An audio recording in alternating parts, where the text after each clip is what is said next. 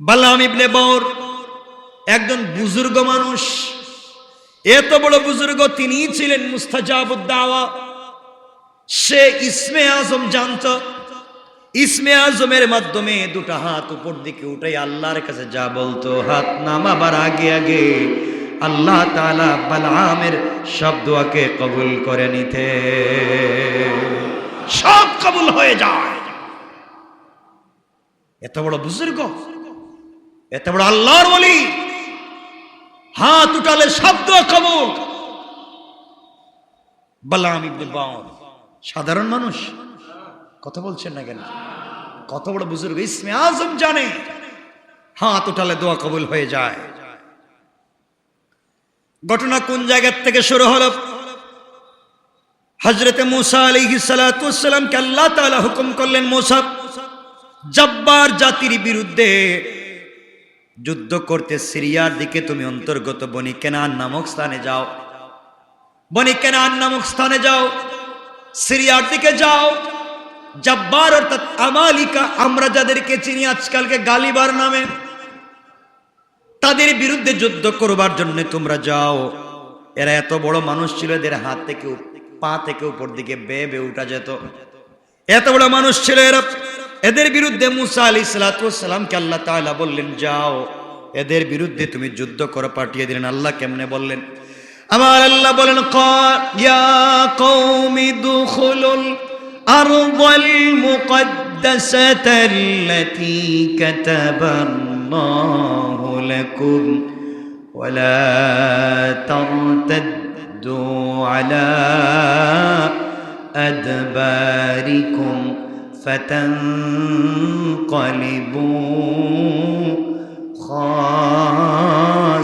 খাসিরিন। قال يا موسى إن فيها قوما جبارين وإنا لن ندخلها حتى يخرجوا منها فإن يخرجوا منها فإنا داخلون। আল্লাহ রব্বুল ইজ্জত ওয়াল জালাল বললেন, হে আমার মুসা বলেন, হে আমার সম্প্রদায়, আল্লাহ তোমাদের জন্য পবিত্র ভূমি নির্দিষ্ট করে দিয়েছেন, তাতে তোমরা প্রবেশ করো এবং পিছনে হটবে না, পিছনের দিকে যাবে না, তাহলে ক্ষতিগ্রস্ত হয়ে পড়বে। ওরা মুসা আলাইহিস সালামকে বলতে লাগলো, বনি ইসরাইল বলতে লাগলো, সেখানে এক দুর্দান্ত জাতি আছে যাদের নাম জব্বার আমালিকা। এই সম্প্রদায়ের বিরুদ্ধে আমরা যুদ্ধ করতে পারবে না, এরা বের না হওয়া পর্যন্ত তাদের সঙ্গে আমরা যুদ্ধ করতে পারবো না। তারা সেই স্থান থেকে বাহির হয়ে গেলেই শুধু আমরা প্রবেশ করব। মুসা আলাইহিস সালাম জব্বার জাতির বিরুদ্ধে যুদ্ধ করতে বনি ইসরাইলের কিছু লোক নিয়ে সিরিয়ার অন্তর্গত বনি কেনান নামক স্থানে তাবু ফেললেন, যুদ্ধ করবেন। সেখানে বালাম ইবনে বাউর, বালাম বাউরের লোকেরা তার কাছে গিয়ে বলল, মুসা তার অনুসারী এবং বনি ইসরাইলদের বিরাট বাহিনী নিয়ে আমাদেরকে হত্যা করবার জন্য এসেছে, আমাদেরকে এখান থেকে বের করে দিতে চায়, তুমি তাদের বিরুদ্ধে একটা বদদুয়া করো। বালাম ইবনে বাউর, আপনি মুস্তাজাবুদ দাওয়া, আপনি তো ইসমে আজম জানেন, মুসার বিরুদ্ধে বদদুয়া করেন, বনি ইসরাইলের বিরুদ্ধে বদদুয়া করেন যেন তারা ধ্বংস হয়ে যায়। বালাম জবাব দিলেন, আল্লাহর নবীর বিরুদ্ধে কি বদদুয়া করা যায়? মুসা তো আল্লাহর পয়গম্বর, আমি কেমনে মুসার বিরুদ্ধে বদদুয়া করব? মুসার বিরুদ্ধে বদদুয়া করলে কাজ হবে না, আমার দুনিয়া আখিরাত বরবাদ হয়ে যাবে। আমার কাছে এরকম কথা বলবা না, এটা অনেক অসম্ভব কাজ, আমি করতে পারবো না। জব্বার কওমের লোকেরা কাকুতি মিনতি করতে লাগলো, তাকে তুষামদি করতে লাগলো। তখন বালাম বলল, ঠিক আছে, আমি ইস্তেখারা করে দেখি আল্লাহ তাআলার তরফ থেকে কোনো হুকুম আসে কিনা, তারপর আমি ফয়সালা করবো। সে ইস্তেখারা করলো, ফলে বুঝতে পারলো আল্লাহ নবীর বিরুদ্ধে বদদুয়া করা মানে নিজের ধ্বংস ডেকে আনা, নিজের জীবন ধ্বংস করা, নিজের অস্তিত্ব মেনে নেওয়া। সুতরাং তার কওমকে বলে দিল, শোনো, নবীর বিরুদ্ধে বদদুয়া করা যাবে না। কিন্তু তার কওমের লোকেরা কোনোভাবেই বিরত হলো না। তারা বুঝতে পারলো মুসার বিরুদ্ধে যুদ্ধ করে জয়লাভ করা যাবে না। একমাত্র মুসার মতো একজন বুজুর্গ, তিনি শুধু নবী না, মুসা নবী, বালাম নবী না, মুস্তাজাবুদ দাওয়া, হাত উঠালেই কবুল হয়ে যায়। তিনি যদি মুসার বিরুদ্ধে বদদুয়া করেন কাজ হবে। বালামকে তাদের বসে আনার জন্য ফোন দিয়ে আটতে লাগলো। অবশেষে তারা অনেক হাদিয়া তুহফা উপঢৌকন নিয়ে বালামের কাছে গিয়ে পৌঁছে অনুরোধ করতে লাগলো, কাঁদতে লাগলো। ফলে বালাম দয়ায় অনুভূত হলো, বালামের দয়া হলো, দোয়া করতে লাগলেন। অতঃপর সে গাদার পিঠে সওয়ার হয়ে জিস্তান পাহাড়ের দিকে রওনা হলো। তার কাছেই মুসা আলাইহিস সালামের সেনাবাহিনীর তাঁবু। কিন্তু রাস্তায় তার গাদাটি বারবার বসে যায়।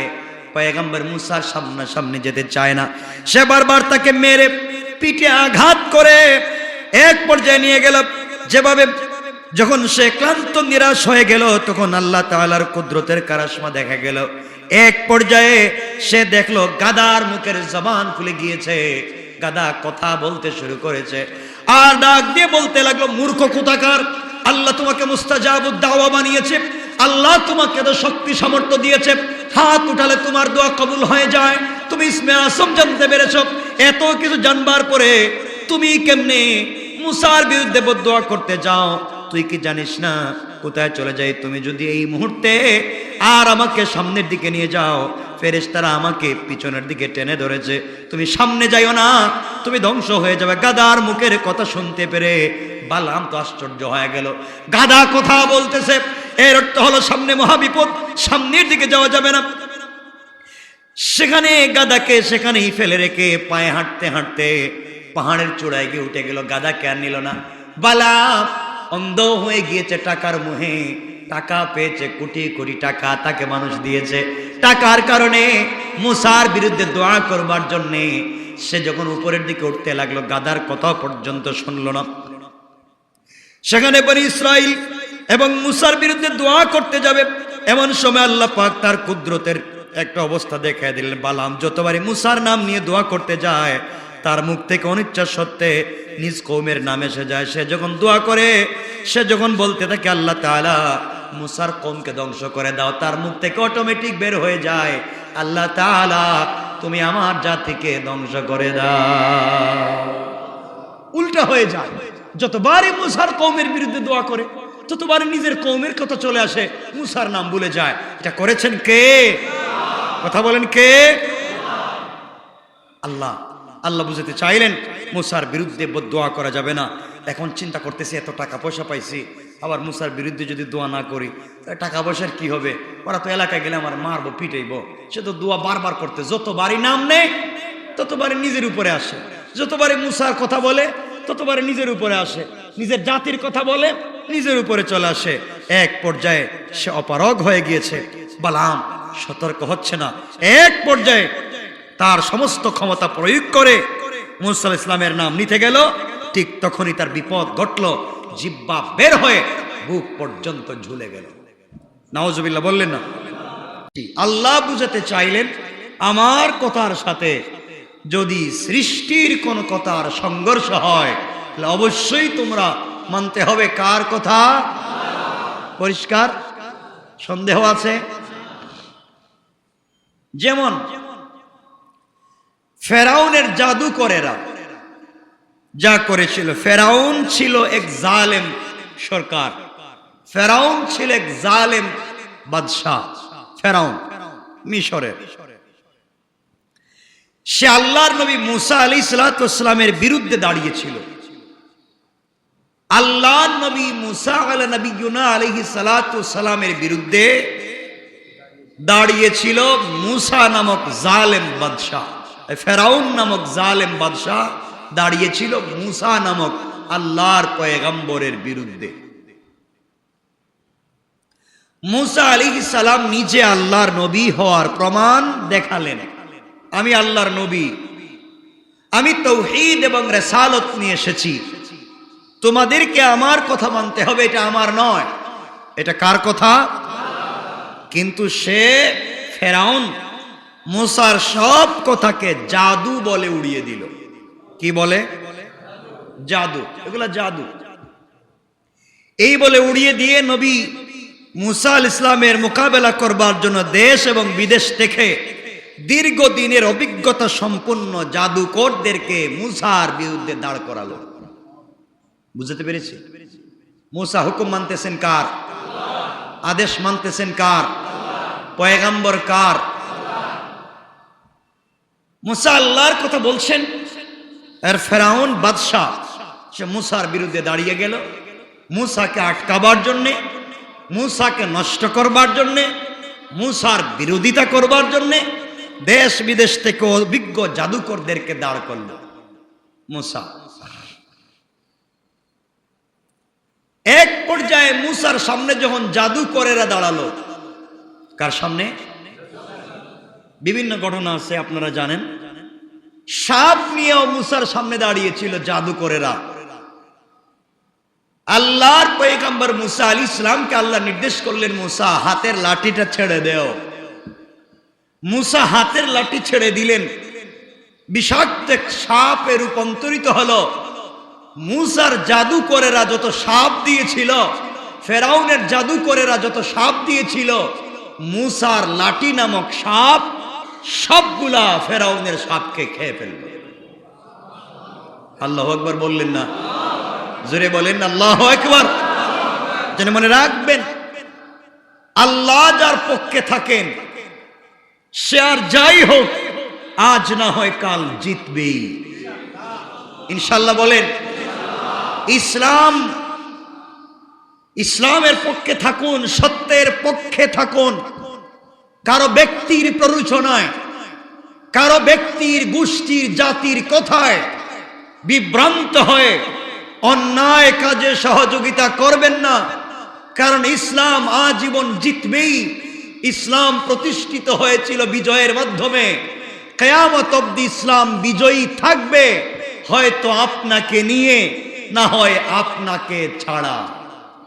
ঠিক কিনা? আপনাকে নিয়ে আর না হয় আপনাকে ছাড়া, কিন্তু আপনি ইসলাম ছাড়া কোনোদিন বিজয় অর্জন করতে পারবেন না। পরিষ্কার মাথায় রাখবেন।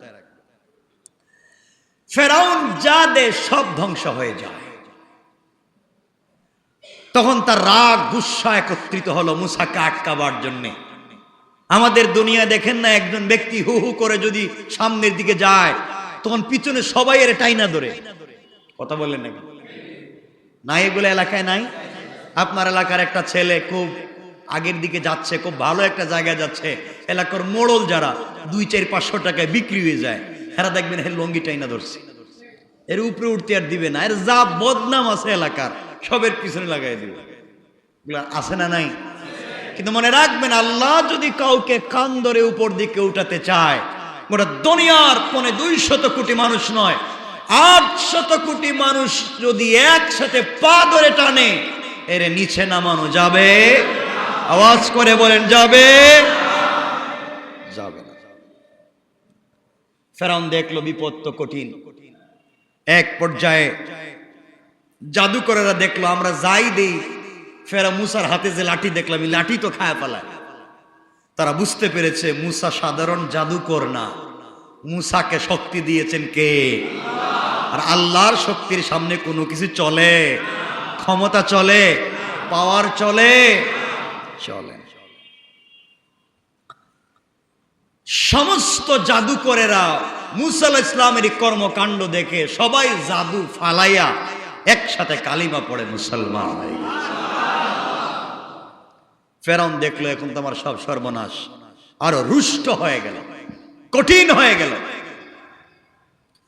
এবং সিদ্ধান্ত নিল যাদেরকে আমি টাকা দিয়ে পয়সা দিয়ে পুষে লালন পালন করেছি, আজকে তারা মুসার আল্লাহকে গ্রহণ করে আমাকে বাদ দিয়েছে, এদেরকে শাস্তি দেওয়া লাগবে। কি দেওয়া লাগবে? আপনারা কথা বলছেন না কেন? কার হুকুম মানার অপরাধ? সৃষ্টির হুকুম বাদ দিয়ে স্রষ্টার হুকুম মানার অপরাধে ফেরাউন এখন শাস্তি দিচ্ছে, হাত পা কেটে দাও। সবার হাত পা কেটে দিয়ে খেজুর গাছের কাণ্ডে ঝুলিয়ে শুলিবিদ্ধ করে এদেরকে হত্যা করো। নাউজুবিল্লাহ বললেন না? জাদুকরেরা দেখলো এতদিন ফেরাউনকে মানছি, আমাদেরকে কত কিছু দিল, আর আজকে আল্লাহকে মানার সাথে সাথে ফেরাউন আমাদের বিরুদ্ধে চলে গেল, ফেরাউন আমাদেরকে শুলিবিদ্ধ করে হাত পা কেটে মারতে চায়, এখন যদি তার কথা মানি আমাদেরকে ছেড়ে দিবে, আর তার কথা মানলে আল্লাহকে ছেড়ে দিতে হবে। আল্লাহকে ছেড়ে দিয়ে ফেরাউনকে মানলে সাময়িক শান্তি পাবো, কিয়ামতের দিন থেকে জান্নাতে আর যাওয়া যাবে না। এখন কি করা যায়? তারা সিদ্ধান্ত নিয়ে বলেন, কালু লা গায়রা ইন্না ইলা রব্বিনা মুনকালিবুন। তারা বললেন তাতে কোনো ক্ষতি নাই, আমরা আমাদের স্রষ্টার কাছে ফিরে যাব। আপনি আমাদেরকে শুলিবিদ্ধ করে হত্যা করবেন, মেরে ফেলেন, এরপরেও আমরা স্রষ্টাকে বাদ দিয়া সৃষ্টিকে আর মানব না। আজকে থেকে আমরা আল্লাহকে মানলাম। 1-2 মিনিট শুলিতে চড়ালে কষ্ট হবে, 1-2 মিনিট 10-15 মিনিটের কষ্ট আমরা মেনে নিব, আর অনন্তকাল জাহান্নাম থেকে বেঁচে যাব। সুবহানাল্লাহ বলেন। আপনি আমি 1-2 মিনিটের শান্তির জন্য 2-4-500 টাকার জন্য সত্যরে মিথ্যা, মিথ্যারে সত্য বানায় দেই, কিয়ামতের দিন কি জবাব দিবেন? কি জবাব দিবেন? এজন্য যেখানেই দেখবেন অন্যায়, যেখানেই নিমক হারামি, যেখানেই দেখবেন জুলুম হকের বিপক্ষে পৌঁছে গিয়েছে, নিজে কিচ্ছু জানে না, নিজে এই চেয়ারের যোগ্য নয়, নিজে অফিসে বসার যোগ্য নয়, যখন সেখানে বসে এই চেয়ারে বসে অধিকার খাটাতে চায়, মনে রাখবেন এই পৃথিবীতে রাসূল পাক বলেছেন কিয়ামতের আলামত হচ্ছে বড় বড় জায়গায়, মসজিদ এবং মাদ্রাসার জায়গায় দায়িত্বশীল হয়ে বসে যাবে কিয়ামতের আগে হারামজাদা অবৈধ সন্তানেরা। ঠিক কিনা বলেন? কার কথা? আল্লাহর রাসূলের কথা। কিয়ামতের আলামত। তারা বুঝতে পারল আল্লাহকে সেজদা, যে আল্লাহকে সেজদা না করলে তার দেওয়া শাস্তি ভোগ করতে হবে দুজকে, জাহান্নামে গিয়ে অনন্তকাল। আর ফেরাউন নামক বাদশার হুকুম না মানলে শুলিবিদ্ধ হয়ে বড়জোর কয়েক সেকেন্ড, কয়েক মিনিট কষ্ট করে মরে যাব। এই কয়েক মিনিট কষ্ট করে মরে যাই, আজীবন জাহান্নাম থেকে বেঁচে যাই। এখন এখান থেকে কি ঘটনাই বুঝলাম? আমরা এতটুকুন বুঝলাম যে আমরা দুনিয়ার মানুষের অন্যায় হুকুম মানতে গিয়ে যদি আল্লাহকে অসন্তুষ্ট করি, দুনিয়াও নাই আখেরাতও নাই। আর দুনিয়ায় যদি কারো হুকুম বাদ দিয়ে আল্লাহকে ভয় করে বসে থাকি, দুনিয়ায় সাময়িক কষ্ট হলেও আমাদের পক্ষে থাকবেন কে? আল্লাহ। এক পর্যায়ে তাদেরকে জোর করে শুলিবিদ্ধ করে হত্যা করা হলো, কিন্তু তারা আল্লাহ বাদ দিয়ে কোন সৃষ্টির হুকুম মানতে রাজি হলেন না। কিন্তু কথা হচ্ছে এই দুনিয়ার জমিনে, দুনিয়ার মধ্যে ফিতনা যত তৈরি হয়, সকল ফিতনা এই দুনিয়ার জমিনে তৈরি হয় লোভ আর লালসার মাধ্যমে। লোভ আর লালসা, দুনিয়ার প্রতি লোভ, দুনিয়ার লালসা, নারীর প্রতি লোভ, এই সমস্ত আমাদেরকে ধ্বংস করে ফেলে। কেমনে ধ্বংস করে ফেলে? আমরা আজকে টাকা পাইলে মুঠ করে হাতে নিয়ে আনি, মুষ্টিবদ্ধ করে, হালাল না হারাম দেখতে চাই না। একজন আমাদেরকে টাকা দিলে মুখ বন্ধ হয়ে যায়, সত্য কথা বলা বাদ দিয়ে দেই। মনে রাখবেন জবান দিয়েছিলেন আল্লাহ, আপনি সত্য বন্ধ করে দিয়েছেন, জবাব দিবেন আল্লাহর কাছে। ঠিক না?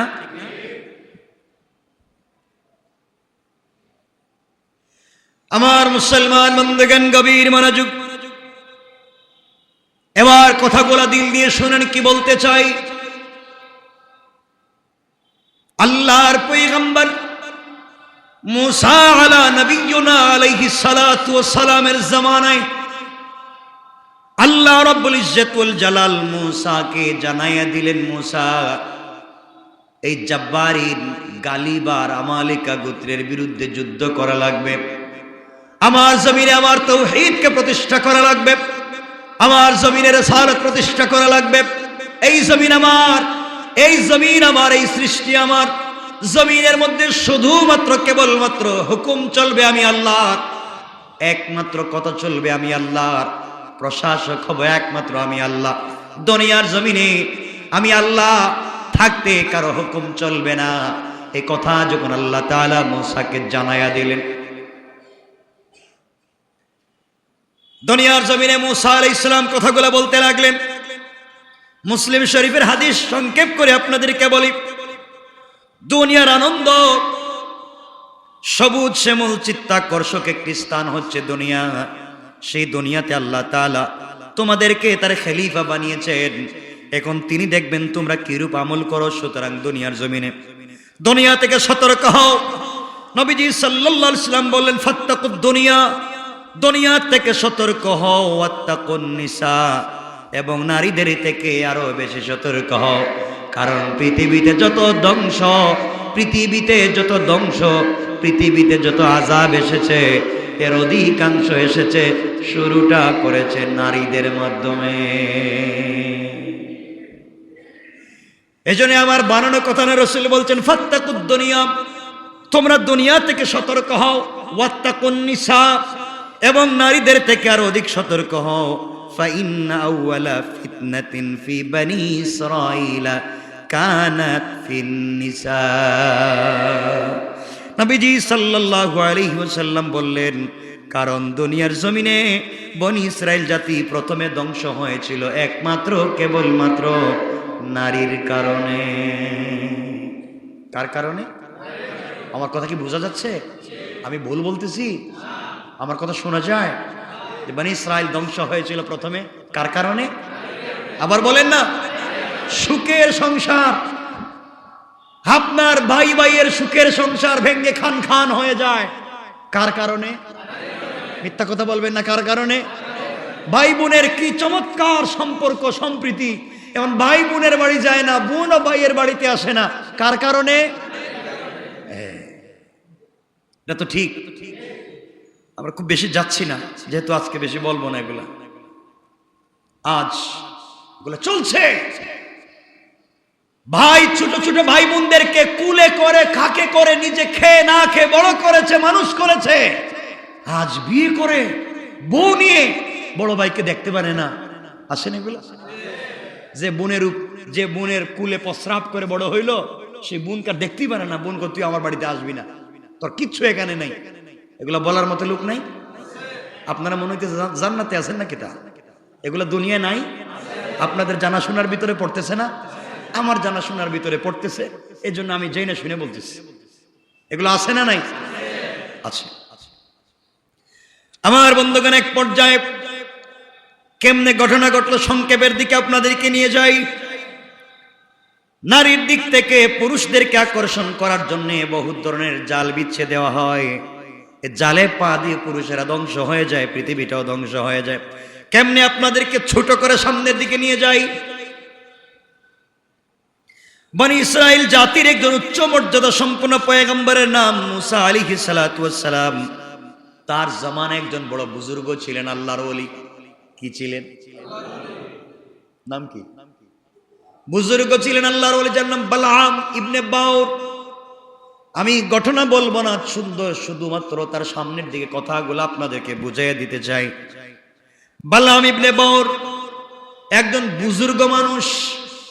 এত বড় বুজুর্গ, তিনি ছিলেন মুস্তাজাবুদ দাওয়া। সে ইসমে আজম জানত। ইসমে আজমের মাধ্যমে দুটা হাত উপর দিকে উঠাই আল্লাহর কাছে যা বলতো, হাত নামাবার আগে আগে আল্লাহ তাআলা বালআমের সব দোয়াকে কবুল করে নিতে, সব কবুল হয়ে যায়। এত বড় বুজুর্গ, এত বড় আল্লাহর ওলি, হাত উঠালে সব দোয়া কবুল। বালআম ইবনে বাউর সাধারণ মানুষ। কথা বলছেন না কেন? কত বড় বুজুর্গ, ইসমে আজম জানে, হাত উঠালে দোয়া কবুল হয়ে যায়। ঘটনা কোন জায়গা থেকে শুরু হলো? হযরতে মুসা আলাইহিস সালাতু ওয়াস সালামকে আল্লাহ তাআলা হুকুম করলেন, মুসা, জব্বার জাতির বিরুদ্ধে যুদ্ধ করতে সিরিয়ার দিকে তুমি অন্তর্গত বনি কেনান নামক স্থানে যাও। বনি কেনান নামক স্থানে যাও, সিরিয়ার দিকে যাও। জব্বার অর্থাৎ আমালিকা, আমরা যাদেরকে চিনি আজকালকে গালিবার নামে, তাদের বিরুদ্ধে যুদ্ধ করবার জন্য তোমরা যাও। এরা এত বড় মানুষ ছিল, এদের হাত থেকে পা থেকে উপর দিকে বেয়ে বেয়ে উঠা যেত। এত বড় মানুষ ছিল এরা। এদের বিরুদ্ধে মুসা আলাইহিস সালাতু ওয়াস সালামকে আল্লাহ তাআলা বললেন, যাও এদের বিরুদ্ধে তুমি যুদ্ধ করে পাঠিয়ে দিলেন। আল্লাহ কেমনে বললেন? আমার আল্লাহ বলেন, ইয়া কওমি দুখুলুল আরদাল মুকদ্দাসাতাল্লাতী কাতাবাল্লাহু আল্লাহু লাকুম ওয়ালা তারতাদ্দু আলা আদবারিকুম ফাতানকালিবু খাসিরিন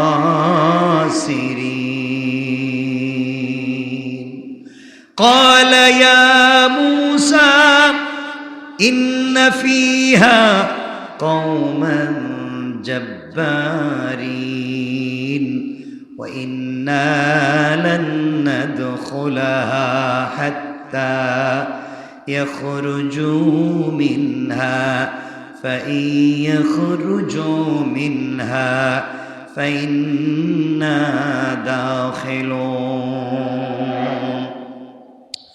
আল্লাহ রব্বুল ইজ্জত ওয়াল জালাল বললেন, হে আমার মুসা বলেন, হে আমার সম্প্রদায়, আল্লাহ তোমাদের জন্য পবিত্র ভূমি নির্দিষ্ট করে দিয়েছেন, তাতে তোমরা প্রবেশ করো এবং পিছনে হটবে না, পিছনের দিকে যাবে না, তাহলে ক্ষতিগ্রস্ত হয়ে পড়বে। ওরা মুসা আলাইহিস সালামকে বলতে লাগলো, বনি ইসরাইল বলতে লাগলো, সেখানে এক দুর্দান্ত জাতি আছে যাদের নাম জব্বার আমালিকা, এই সম্প্রদায়ের বিরুদ্ধে আমরা যুদ্ধ করতে পারবে না, এরা বের না হওয়া পর্যন্ত তাদের সঙ্গে আমরা যুদ্ধ করতে পারবো না, তারা সেই স্থান থেকে বাহির হয়ে গেলেই শুধু আমরা প্রবেশ করব। মুসা আলাইহিস সালাম জব্বার জাতির বিরুদ্ধে যুদ্ধ করতে বনি ইসরাইলের কিছু লোক নিয়ে সিরিয়ার অন্তর্গত বনি কেনান নামক স্থানে তাবু ফেললেন, যুদ্ধ করবেন। সেখানে বালাম ইবনে বাউরের লোকেরা তার কাছে গিয়ে বলল, মুসা তার অনুসারী এবং বনি ইসরাইলদের বিরাট বাহিনী নিয়ে আমাদেরকে হত্যা করবার জন্য এসেছে, আমাদেরকে এখান থেকে বের করে দিতে চায়, তুমি তাদের বিরুদ্ধে একটা বদদুয়া করো। বালাম ইবনে বাউর, আপনি মুস্তাজাবুদ দাওয়া, আপনি তো ইসমে আজম জানেন, মুসার বিরুদ্ধে বদদুয়া করেন, বনি ইসরাইলের বিরুদ্ধে বদদুয়া করেন যেন তারা ধ্বংস হয়ে যায়। বালাম জবাব দিলেন, আল্লাহর নবীর বিরুদ্ধে কি বদদুয়া করা যায়? মুসা তো আল্লাহর পয়গম্বর, আমি কেমনে মুসার বিরুদ্ধে বদদুয়া করব? মুসার বিরুদ্ধে বদদুয়া করলে কাজ হবে না, আমার দুনিয়া আখিরাত বরবাদ হয়ে যাবে, আমার কাছে এরকম কথা বলবা না, এটা অনেক অসম্ভব কাজ, আমি করতে পারবো না। জব্বার কওমের লোকেরা কাকুতি মিনতি করতে লাগলো, তাকে তুষামদি করতে লাগলো। তখন বালাম বলল, ঠিক আছে, আমি ইস্তেখারা করে দেখি আল্লাহ তাআলার তরফ থেকে কোনো হুকুম আসে কিনা, তারপর আমি ফয়সালা করবো। সে ইস্তেখারা করলো, ফলে বুঝতে পারলো আল্লাহ নবীর বিরুদ্ধে বদদুয়া করা মানে নিজের ধ্বংস ডেকে আনা, নিজের জীবন ধ্বংস করা, নিজের অস্তিত্ব মেনে নেওয়া। সুতরাং তার কওমকে বলে দিল, শোনো, নবীর বিরুদ্ধে বদদুয়া করা যাবে না। কিন্তু তার কওমের লোকেরা কোনোভাবেই বিরত হলো না, তারা বুঝতে পারলো মুসার বিরুদ্ধে যুদ্ধ করে জয়লাভ করা যাবে না। একমাত্র মুসার মতো একজন বুজুর্গ, তিনি শুধু নবী না, মুসা নবী, বালাম নবী না, মুস্তাজাবুদ দাওয়া, হাত উঠালেই কবুল হয়ে যায়। তিনি যদি মুসার বিরুদ্ধে বদদুয়া করেন কাজ হবে। বালামকে তাদের বসে আনার জন্য ফোন দিয়ে আটতে লাগলো। অবশেষে তারা অনেক হাদিয়া তুহফা উপঢৌকন নিয়ে বালামের কাছে গিয়ে পৌঁছে অনুরোধ করতে লাগলো, কাঁদতে লাগলো। ফলে বালাম দয়ায় অনুভূত হলো, বালামের দয়া হলো, দোয়া করতে লাগলেন। অতঃপর সে গাদার পিঠে সওয়ার হয়ে জিস্তান পাহাড়ের দিকে রওনা হলো। তার কাছেই মুসা আলাইহিস সালামের সেনাবাহিনীর তাবু, কিন্তু রাস্তায় তার গাদাটি বারবার বসে যায়, পয়গম্বর মুসার সামনে যেতে চায় না। সে বারবার তাকে মেরে পিঠে আঘাত করে এক পর্যায়ে নিয়ে গেল। যেভাবে যখন সে ক্লান্ত নিরাশ হয়ে গেল, তখন আল্লাহ তাআলার কুদরতের কারিশমা দেখা গেল। এক পর্যায়ে সে দেখলো গাদার মুখের জবান খুলে গিয়েছে, গাদা কথা বলতে শুরু করেছে, আর ডাক দিয়ে বলতে লাগলো, মূর্খ কোথাকার, আল্লাহ তোমাকে মুস্তাজাবুদ দাওয়া বানিয়েছে, আল্লাহ তোমাকে তো শক্তি সামর্থ্য দিয়েছে, হাত উঠালে তোমার দোয়া কবুল হয়ে যায়, তুমি ইসমে আজম জানতে পেরেছো, এত কিছু জানবার পরে তুমি কেমনে মুসার বিরুদ্ধে বদদুয়া করতে যাও? তুই কি জানিস না কোথায় চলে যাই? তুমি যদি এই মুহূর্তে আর আমাকে সামনের দিকে নিয়ে যাও, ফেরেশতারা আমাকে পিছনের দিকে টেনে ধরেছে, তুমি সামনে যাইও না, তুমি ধ্বংস হয়ে যাবে। গাদার মুখের কথা শুনতে পেরে বালাম তো আশ্চর্য হয়ে গেল। গাদা কথা বলতেছে, এর অর্থ হলো সামনে মহাবিপদ, সামনের দিকে যাওয়া যাবে না। সেখানে গাদাকে সেখানেই ফেলে রেখে পায়ে হাঁটতে হাঁটতে পাহাড়ের চূড়ায় গিয়ে উঠে গেল। গাদাকে আর নিল না। বালাম অন্ধ হয়ে গিয়েছে টাকার মোহে, টাকা পেয়েছে, কোটি কোটি টাকা তাকে মানুষ দিয়েছে। টাকার কারণে মুসার বিরুদ্ধে দোয়া করবার জন্যে সে যখন উপরের দিকে উঠতে লাগলো, গাদার কথা পর্যন্ত শুনল না। সেখানে বনি ইসরাইল এবং মুসার বিরুদ্ধে দোয়া করতে যাবে, এমন সময় আল্লাহ পাক তার কুদরতের একটা অবস্থা দেখায় দিলেন। বালাম যতবারই মুসার নাম নিয়ে দোয়া করতে যায়, তার মুখ থেকে অনিচ্ছা সত্ত্বে নিজ কওমের নাম এসে যায়। সে যখন দোয়া করে, সে যখন বলতে থাকে আল্লাহ তাআলা মুসার কওমকে ধ্বংস করে দাও, তার মুখ থেকে অটোমেটিক বের হয়ে যায় আল্লাহ তাআলা তুমি আমার জাতিকে ধ্বংস করে দাও। উল্টা হয়ে যায়। যতবারই মুসার কওমের বিরুদ্ধে দোয়া করে, ততবারই নিজের কওমের কথা চলে আসে, মুসার নাম ভুলে যায়। এটা করেছেন কে? কথা বলেন কে? আল্লাহ। আল্লাহ বুঝাতে চাইলেন মুসার বিরুদ্ধে দোয়া করা যাবে না। এখন চিন্তা করতেছি এত টাকা পয়সা পাইছি, আবার মুসার বিরুদ্ধে যদি দোয়া না করি টাকা পয়সার কি হবে? ওরা তো এলাকায় গেলে আমার মারবো, পিটাইবো। সে তো দোয়া বারবার করতে, যতবারই নাম নেই ততবারই নিজের উপরে আসে, যতবারই মুসার কথা বলে ততবারই নিজের উপরে আসে, নিজের জাতির কথা বলে নিজের উপরে চলে আসে। এক পর্যায়ে সে অপারগ হয়ে গিয়েছে। বালাম সতর্ক হচ্ছে না। এক পর্যায়ে তার সমস্ত ক্ষমতা প্রয়োগ করে মুসা আলাইহিস সালামের নাম নিতে গেল। ঠিক তখনই তার বিপদ ঘটলো, জিহ্বা বের হয়ে বুক পর্যন্ত ঝুলে গেল। নাউজুবিল্লাহ বললেন না? জিহ্বা বের হয়ে বুক পর্যন্ত ঝুলে গেল। এর একমাত্র কারণ মুসার বিরুদ্ধে বদদুয়া করতে যাচ্ছে, যে আল্লাহর হুকুম মানে বদদুয়া করতেছে, বিনিময় কি? কথা বলেন না কেন? আজকালকে যারা টাকার মোহে পড়ে, দুনিয়ার সম্পত্তির লোভ লালসায় পড়ে, একমাত্র আল্লাহর অস্তিত্ব কোরআন সুন্নাহর বিরুদ্ধাচরণ করে, টাকায় পাগল হয়ে কোরআন সুন্নাহর বিরুদ্ধে অবস্থান করছে, তাদের অবস্থা বালামের মতো হয়ে যাবে। ঠিক কিনা বলেন? হবে। ক্ষমতা, টাকা, চেয়ার, এগুলার কারণে যারা আল্লাহর অস্তিত্ব, আল্লাহর হুকুমের বিরুদ্ধাচরণ করছে, যাকে যতটুকু সম্মান দেওয়ার কথা তাকে দিচ্ছে না, জবাব দিবেন কে?